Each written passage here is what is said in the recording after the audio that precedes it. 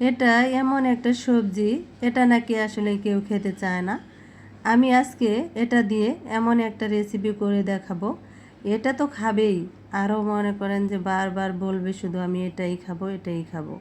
দেখেন এখানে আমি একটা সবজি নিয়ে নিয়েছি, একটা চিংচিঙা নিয়ে নিয়েছি অনেক বড়।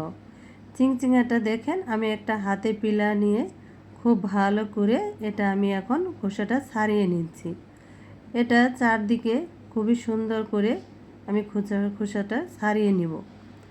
দেখেন একদমই সুন্দরভাবে খোসাটা আমি ছাড়িয়ে নিচ্ছি। আমার ভিডিওটা দেশ ও দেশের বাইরে থেকে যে বা যারা যেখান থেকেই দেখছেন প্লিজ একটা লাইক দিয়ে ভিডিওটা কন্টিনিউ করবেন। এবার খোসাটা দেখেন আমি খুব সুন্দর করে ছাড়িয়ে নিয়েছি। এবার আমি হাতে নাইফের সাহায্যে দুই পাশে আমি সুন্দর করে একটু কেটে নিয়েছি। এবার আমি এটাকে চারটা ভাগ করে নিয়ে নিব। দেখেন চারটা ভাগ করে নিয়ে নিয়েছি। এখন মাঝখান দিয়ে একটু কেটে নিব। কেটে নিয়ে দেখেন কেটে নিয়েছি, ভিতরে যে অংশটা আছে সেই অংশটা আমি একদম সুন্দর করে বের করে নিয়ে নিব, যাতে ভিতরে এই অংশটা একদমই না থাকে। খুবই সুন্দর করে কেটে নিয়ে নিয়েছি একটা চামিচের সাহায্যে। দেখেন এটা বের করে নেওয়া হয়ে গেছে। এবার আমি একটা নাইফের সাহায্যে এটা দেখেন একটু ডিজাইন করে নিয়ে নিব।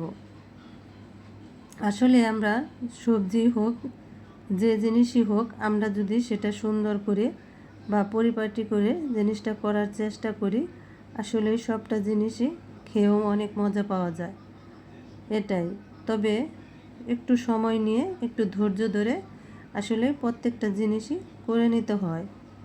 দেখেন এটা আমি সুন্দরভাবে ডিজাইনটা করে নিয়েছি। এবার আপনারা এরকম বড়ও রাখতে পারেন কিংবা মাঝখান দিয়ে কেটে আর একটু ছোটো করে নিয়ে নিতে পারেন, দুইটা সমান করে। দেখেন আমি কেটে নিয়ে নিয়েছি। এবার এগুলো আমি সবগুলোই এরকম ডিজাইন করে নিয়ে নিয়েছি। দেখেন এখন আমি এখানে একটু লবণ দিয়ে এটা আমি 2-3 মিনিটের জন্য একটু রেখে দেব, যাতে করে এটা একটু নরম হয়ে আসে। এটা নরম হলে সিদ্ধ হতে অল্প সময় লেগে যাবে। দেখেন এখানে আমি একটা বল নিয়ে নিয়েছি। এখন আমি নিয়ে নিয়েছি 1 কাপ বেসন। বেসনটা নিয়ে এখানে দেখেন দিয়ে দিচ্ছি আমি কালো জিরা ছোটো চামচ দিয়ে 1 চামচ। এর মধ্যে আমি দিয়ে দিচ্ছি হলুদের গুঁড়া, ধনিয়া সজের গুঁড়া, জিরার গুঁড়া, মরিচের গুঁড়া, লবণ আর আদা ও রসুন বাটা একত্র করে আমি 1/2 চামচের মতো দিয়ে দিয়েছি। এখন আমি সমস্ত উপকরণগুলি এই বেসনের সাথে খুব ভালো করে নিয়ে নিচ্ছি। এটা খুব ভালো করে নিয়ে দেখেন এখানে আমি পানিটা দিয়ে দিচ্ছি। পানিটা দিয়ে খুব ভালো করে এটা আমি মিশিয়ে নিচ্ছি। এখন এটা হাত দিয়ে আমি নিয়ে নিব, খুব ভালো করে হাতের সাহায্যে মেখে নিয়ে নেব। আসলে চামচ দিয়ে কিন্তু অতটা ভালোভাবে মেশানো যায় না। এখন আমি দেখেন খুব সুন্দর করে এটা মেখে নিয়ে আমি লবণটাও একটু চেখে দেখব লবণটা ঠিক মতো হয়েছে কি না। আপনারা লবণটা যে যার স্বাদ মতোই দিয়ে নেবেন। দেখেন এটা রেডি হয়ে গেছে। এখন যে আমি সবজিটা নিয়ে নিয়েছি সেই সবজিটা এখন আমি এপাশ ওপাশ করে খুব ভালো করে দেখেন এটার সাথে মিশিয়ে নিয়ে চুলায় আমি একটা ফ্রাই প্যান দিয়ে দিয়েছি। এখন আমি তেলটা গরম হয়ে গেছে, এখানে দিয়ে দিচ্ছি। দেখেন চুলায় আমি দিয়ে দিয়েছি। এরকম করে আমি এখন দিয়ে নিব।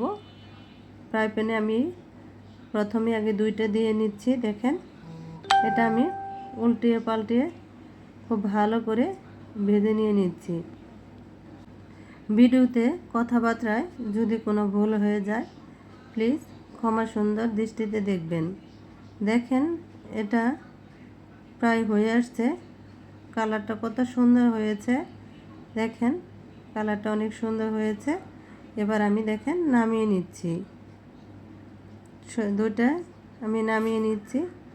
দেখতে কতটা সুন্দর হয়েছে, অনেক মুচমুচে হয়েছে। দেখেন দেখে বোঝা যাচ্ছে কতটা সুন্দর হয়েছে। আসলে কালার দেখলেই বোঝা যায়। সবগুলোই আমি এভাবে ভেজে নিয়ে নিয়েছি। দেখেন কতটা সুন্দর হয়েছে। যদি ভালো লেগে থাকে লাইক কমেন্ট শেয়ার করে দিবেন। আল্লাহ হাফেজ।